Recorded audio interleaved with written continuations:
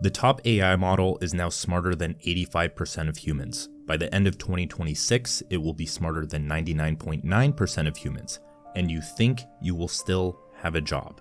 That's a post from David Patterson on X, and Elon Musk actually replied to this with roughly correct. Now let me overload your brain for a moment, because the CEO of Fiverr, Micah Kaufman, sent out an email last month to his team. So here's the first part of it. You can read it if you'd like, but the main things that I wanted to focus on were the 3 key points here, which is unpleasant truth. AI is coming for your job and his job and every job. Easy tasks will no longer exist. Hard tasks will become the new easy, and impossible tasks will become hard. Scream into a pillow, pick yourself back up, and become future-proof, as we're going to learn in this video. And on top of that, other CEOs like Shopify, the CEO sent out an email telling his company that everyone should become AI first. I mean, even in this article, Duolingo is going AI first and replacing contractors with artificial intelligence. And so that scares a lot of people, right? Many people don't know what to do. They don't know what skills to learn. They don't know what careers are going to be around, what jobs are going to be around. And while I have many thoughts about this, in this specific video, I want to give my main thoughts, how to become AI first and what you can do right now to prepare yourself for what's coming. And I just want to say, to start this out, I truly believe that this is one of the most incredible times to be alive. You have so much opportunity right now. You just have to, 1, find out what it is and then take advantage of it. And by the end of this video, I feel like you'll have some clarity on what you can do. So the first solution here is to become AI first, because there are 3 types of people who use AI. There's people who tried ChatGPT once a few years ago and thought it wasn't special. There's people who use various AI tools for internet searches, summaries, and simple tasks that would take maybe 10 more seconds to do without AI. And then there's people who have used it enough to see the light and are using it in every place that they can. Now, I have a lot of opinions on AI. I don't think that it makes people stupider. I don't think it takes away your creativity. But I want this to be a practical video, so I'll save that for another. But what most people don't understand is that the output of AI is up to your skill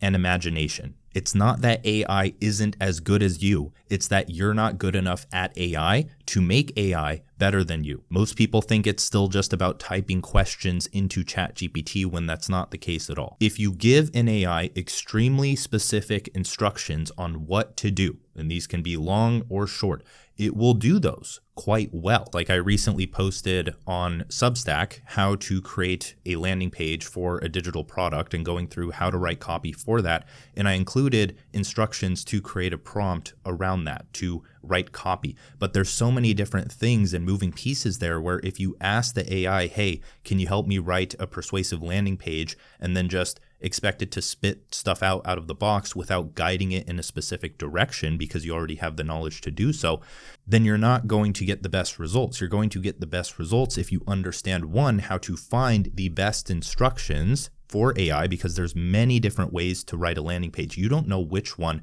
the AI is choosing. And then you have to have it do a voice analysis of how you write so it can write like you. You have to give it your offer information. You have to understand how to create an offer. You have to put all of these little pieces together for the output to be what you would have created in the first place. So it's still you creating the thing. You're just doing a lot less work because your prompts, the prompts that you create and reuse and refine over time, are like your little employees now. And of course, having AI do specific tasks for you is only one piece of the puzzle. And while it's not there yet, a lot of people think like, oh, AI doesn't give me that good of a response even if I use a bunch of detailed instructions. It's not there yet, but it's going to be. You may think like, oh, why should I become AI first if it's not there yet? And that's the exact point, is if you get to the point of understanding AI, then by the time it does get there, you will run laps around anyone else who didn't learn it. So my biggest piece of advice here to practice, to learn how to use AI, is to try to automate yourself out of work. And this will make sense, I promise, but I want to start with a quote. Being AI native isn't about building features for your users. It's an operating model for how to run your company. It's how you work, how you think, how you and your company breathe. It's a re-architecture, a rewiring, a philosophical shift from how do we scale humans to how do we scale decisions, creativity, and action with machines. Now, what sparked this video is a culmination of ideas that have just been building up over time. And one of those ideas is the notion of the self-directed career. So before industrialization, free individuals were mostly artisans and farmers. The mark of a free person was that they were meant to act on their own interest and do many things throughout their life. Around 80% of free workers were self-employed versus a mere 10% today. Now, slaves, on the other hand, were expected to perform one task for the rest of their lives. It was very repetitive, it was very mechanical, it's work that machines are going to do now. But during the industrial age, when machines started to come in, we just found ourselves trapped in Excel sheets and algorithms and factories doing this repetitive work. So the question then is, will this AI revolution further remove us from autonomy and freedom to act on our interests? And it's absolutely possible that most people will shift from autopilot living to autocomplete living, from having work assigned to them to having work done for them. But for those who value creative work and taking control of the choices they make, their agency, there's another option. Normally, during technological transitions, humans adapt by developing higher level skills and forms of knowledge. We abstract up a layer when skills inevitably become less valuable through automation. Now with AI, this is kind of happening again. We have to abstract up a layer beyond most of the skills that we've learned. We have to transition from labor to mind. While AI can now think and execute as well as us, we must think about how we think in relation to systems that could do the thinking for us. So as we continue, I want you to keep this question in mind. When should I leverage AI and when should I do it myself? And that leads us to the second idea of becoming AI first. So this guy, Signal, is one of my new favorite anonymous internet thinkers. He just has a lot of good information. Now, this is a paid post, so I had to pay. I subscribed to him. I hope you don't mind, man, if I show this, but I just want to show a few examples here, right? So he just pretty much says most companies are falling behind, not falling behind, already behind because they aren't AI first. They aren't hopping on this technological wave that we're going through. But I want to show you a few examples of what it means to be AI first, because I think this is, he just put it in a very easy to understand way. So in terms of product or building a product, non-AI native has slow feedback loops, manual research, roadmap debates based on opinion, and then AI native is summarize all user interviews in minutes, generate roadmap options based on feature request clustering, simulate user behavior before launching anything. So even as a creator, as a one-person business, imagine when you're developing your own products, if you were able to do all of this, because then you don't have to spend any of the time actually doing that. You get to focus on the more important things. So prompts here as examples would be summarize the last 50 user interviews and cluster the main pain points by frequency and intensity, suggest 3 product bets with highest signal to noise, given the user feedback and usage data, write a product spec for a new onboarding flow, include edge cases and counter arguments. Now, something on social media, in terms of social media, is like, okay, digest these 50 comments from my latest post and tell me what people's biggest pain points or interests or questions were from that, and you can have that delivered to you to give you more insight on the type of content that you should create. And it gives you a lot more insight than that, because you can also build products around that and you can steer your business with more relevant information. Now there's engineering, there's design, but one thing, marketing. So not AI native, manual content, guessing what resonates, slow campaigns.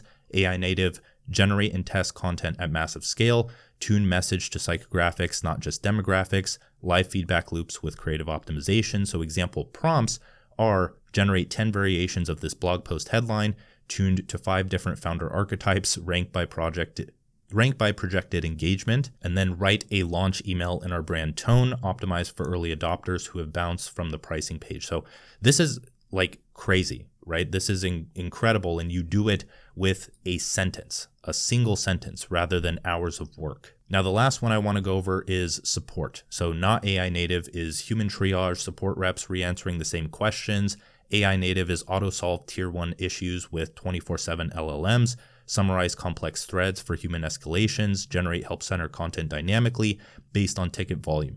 I feel like a lot of this is already happening in the support space because we see these tier 1 issues with 24/7 LLMs. What is really cool, and since I run a software startup, Cortex, is that imagine just being able to summarize a thread with a user that was experiencing a problem and turn it into some kind of documentation article for the website that people can go and look up at any time, or that the 24/7 LLM can just feed to a person that has a similar problem. So the question now is, how do you start so that you're ready when that point hits? And my advice again is to practice automating yourself out of work. So how do we do that? When you go to do any task, do this. Write down the entire process in detail, like you were teaching someone how to do your job, including thought processes or creative processes. We're actually going to talk about that specifically in a future video where I'm going to talk about the future of digital products, where I see information products going, like courses, coaching,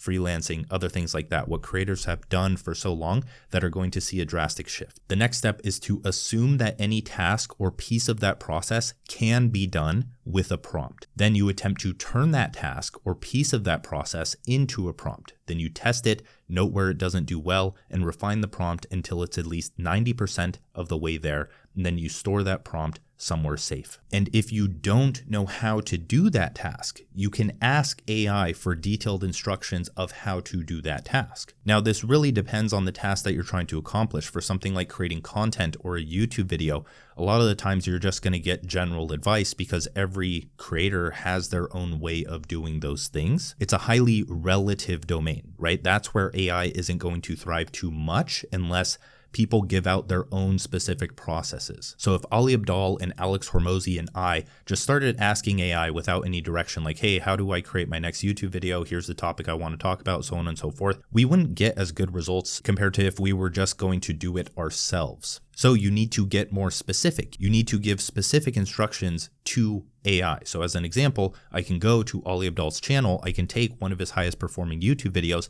I can give it to AI and tell it to break down the exact structure of the video. What worked? What are the psychological patterns he's using here? What's the structure of the entire video? Just break it down in extreme detail, every single line, why it works. Now I have detailed instructions that I can turn into an AI prompt to recreate that with my own ideas. And every YouTube video is different. So if you were to feed it a video that didn't perform well and ask for the same thing, then your video probably isn't going to perform well. And it completely depends on the topics that you talk about and the types of videos that you want to create, so on and so forth. So when people say like, oh, all of this content creator stuff is just going to be automated out of existence, that's not how this stuff works. Another way to find specific and useful information to feed AI in order to do a task is just from a book or a PDF. If you want to write copywriting for a landing page or emails or whatever it may be, you can upload the book Breakthrough Advertising or Great Leads or any other copywriting book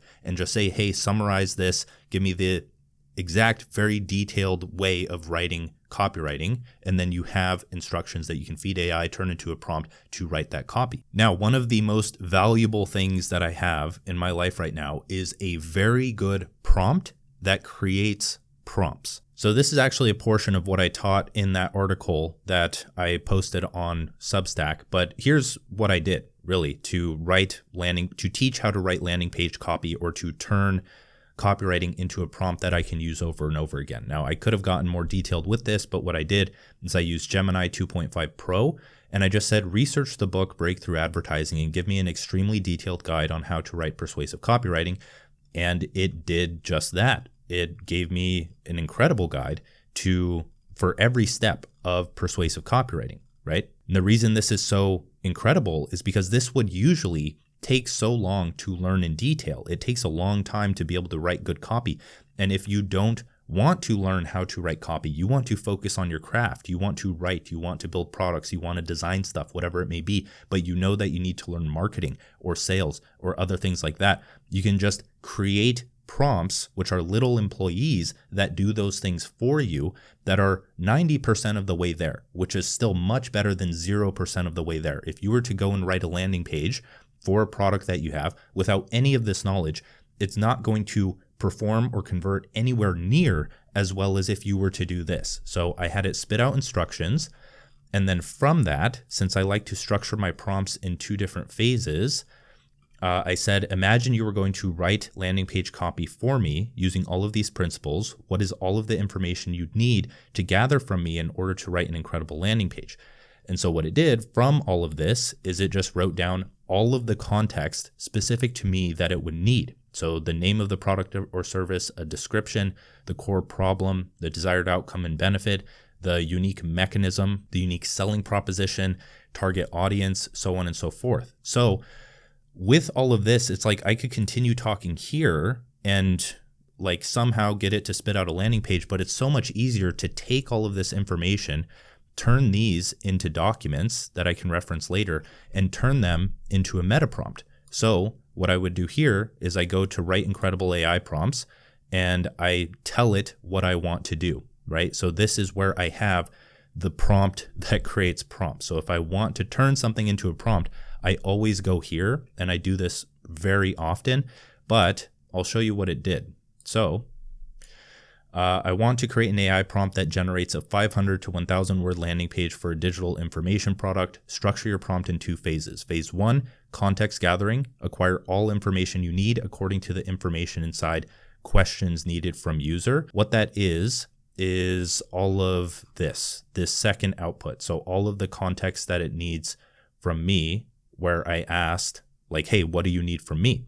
So I gave that here because I turned it into a document and then I linked it so it can reference it. And then I just said, ask the user 2 to 3 questions at a time to prevent overwhelm. And then in phase 2, write the actual copy. So use the principles from how to write copy, which is the first answer to this, right? How to write copy is here. And then it's very long. So I save this as a document and I fed it here. And then it says, okay. And then it created a prompt, but it did it in a code block. And so I just told it, hey, do this in markdown format. And then it broke it down in 2 phases. So first it's going to interview me. What does it need? What's my product? What's my target audience? All of that stuff. Then phase 2, it takes all of that and according to how to write copy, which it gives this is the interview section of the prompt.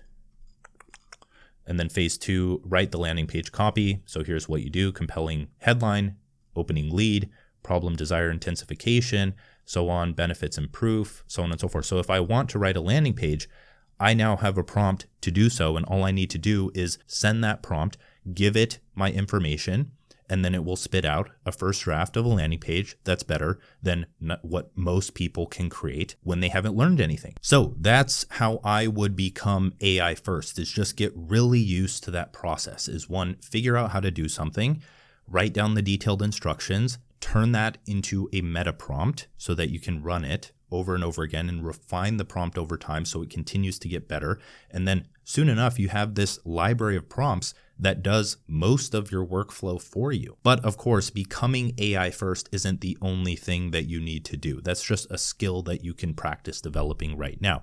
If you do want to go deeper into that, I have a free mini course that I put out that goes over multiple different examples of kind of what we just did. But you can go and take that course so you can just understand the process a bit more. Now, on to the next section. You have to understand that you're probably going to have to change your life. And that's a very good thing. With this section of the video, I'm not in any position to tell people how to live, what they should do. I don't really understand your situation. I don't understand most people's situations. I don't have kids to feed yet. I'm not working 2 jobs. I'm just a 28-year-old dude who likes to go on walks and write and eat dinner out. Now, while I think there definitely is something you can do, you can still learn, you still have some amount of time, and you can make certain habitual changes in your life that gives you more energy or gives you whatever it is that you lack, and slowly over time you'll be able to get into a better position. But to those people specifically who have these very busy lives,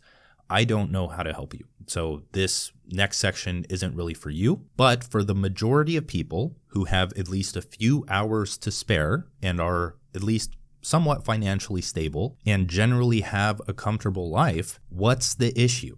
why are you complaining? Even though it's overblown at this point and somehow still sparks controversy, the average 9-to-5 jobs fucking suck. And I'm not talking about the 0.01% who can nap in sleep pods at Google. We've collectively hated jobs for decades now. Evolution solves problems, and now that one of the most painful problems in your life is being solved, working a job, you are mad? You don't really have any room to complain here. You're presented with one of the greatest opportunities of a lifetime, and you're still falling into the most cliched trap of comfort and playing victim and trying to hold on to your old way of life when all good things aren't permanent. You still don't realize that if you work a job that a machine can replace, your life probably lacks novelty and meaning and fulfillment and challenge and complexity and continuous growth and learning. That alone is a massive signal to do something new. And this isn't an opinion. Those things aren't opinion about things being meaningful or fulfilling. That's documented psychological patterns. First, you fulfill your basic needs, and then you pursue your actualization needs. And in order to stay in some kind of a flow state,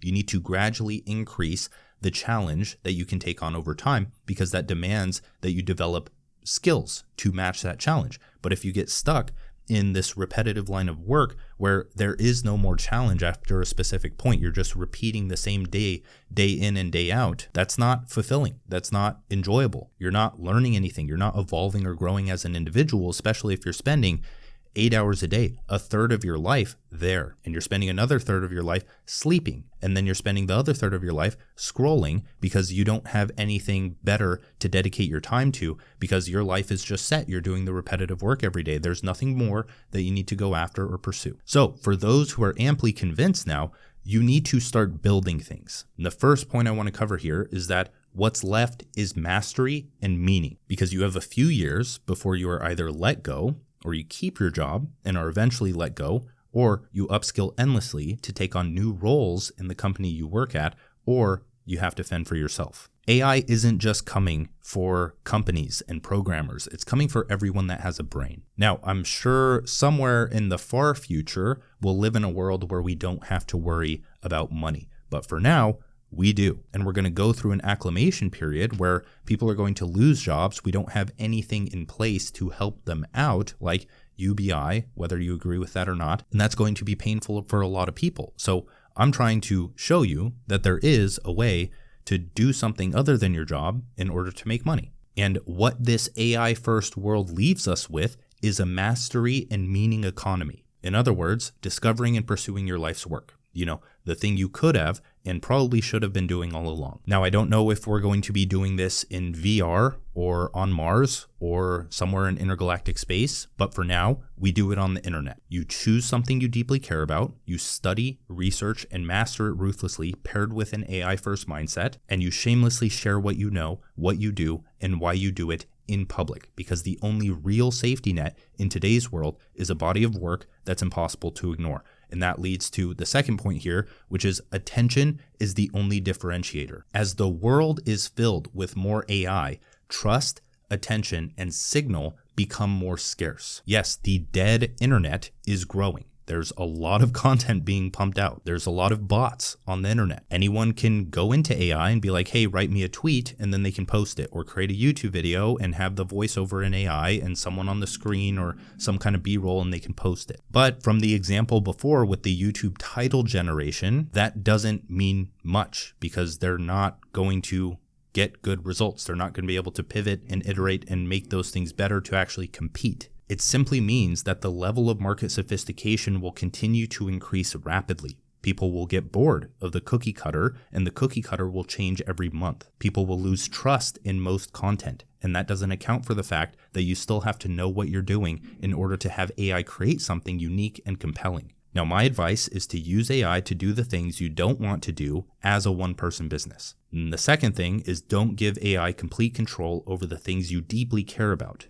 Don't have it do the work for you. I personally like writing. That's my craft, not necessarily like the grammar aspect of it or writing something that's super poetic, but putting ideas on paper in the way that I want them to be put across or to be articulated. And when I have AI take over that entire process, it doesn't feel mine. It doesn't feel like I created anything. It doesn't feel like I've given something that I care about to someone else, right? That's where the meaning comes into play. But for all of the other aspects. This is why this is an incredible time to be alive for many writers or creatives in general, is because you can focus on your craft and people will see your unique content and trust that thing. But now you can do everything else that a one-person business or a business in general needs to survive, like the marketing, the sales, the support, the design, however big your business grows, it depends on that. But you can have AI handle those things so that your writing gets seen by more people, so that you can sustain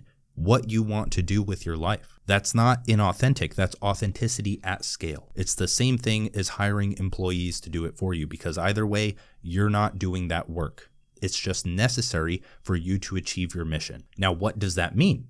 It means you are the niche. You are the differentiator. Your mastery, experience, and way of looking at the world through a perception forged by every bit of information you've processed over the entirety of your life. When AI makes 90% of the products the same, nothing really changes. People continue to buy from people and brands that they know, trust, and care about. It's less about building a sales funnel and more about building a world that people can explore. I wrote an article about that as well. It's called How to Build a World, the 2-Hour Content Ecosystem 2.0. So I'll leave a link to that in the description to check it out. And now the third and final point here, and arguably the most important, is that 1,000 true fans is increasingly relevant because most people don't want to be famous. And even if you do, save that goal until you're actually making a living. That's what most people want. And you don't need millions of followers to get anywhere close to that. You need about 1,000 true fans. And honestly, it's even less than that, because if you're good at what you do, you can charge $5,000 per client for a service. You can charge $10 for a paid newsletter. And yes, I'm on the Substack kick now. Maybe I'll make a video on that in the future about my thoughts on Substack and where I think it's going. But for now, it seems promising. You can charge anywhere from $50 to $150 for any type of product, and then you can create spin-off products like a book or software, since anyone will be able to code up an app